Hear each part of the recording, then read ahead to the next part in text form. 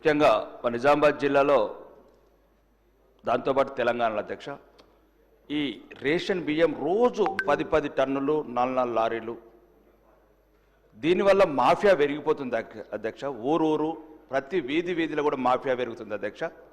మళ్ళీ కొందరు ఈ మధ్యన 30 తారీఖు నుంచి మాకు ఒక ఉగాది పండగ అంటే అందరూ పండగ చేసుకుంటారు అధ్యక్ష, స్మగ్లర్స్ మాఫియా అంతా. ఎందుకంటే ఒక్క నిమిషం అధ్యక్ష, రూపాయికి కొన్న కిలో బియ్యాన్ని అక్కడనే షాప్లో 15 రూపాయలకు అమ్మేస్తున్నారు.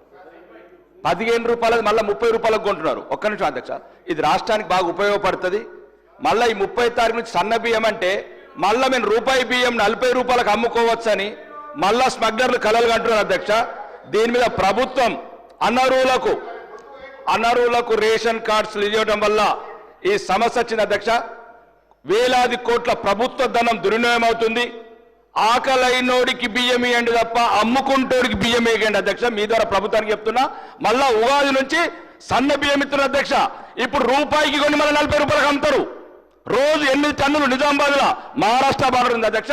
పెరికిట్ లాంటి గ్రామంలో బహిరంగంగా బెదిరిస్తున్నారు ఈ మాఫియా. యువకులకు ఎవరైతే చైతన్యవంతులు యువకులు వెళ్ళి ఈ రేషన్ బియ్యం పట్టుకుంటే అధ్యక్ష ఏం చేసుకుంటారో చేసుకోండిరా మీరు.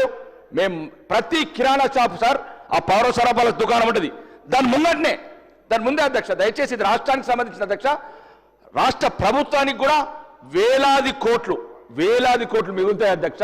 దయచేసి మళ్ళా సన్న బియ్యం అంటే స్మగ్లర్లంతా పండగ చేసుకుంటున్నారు.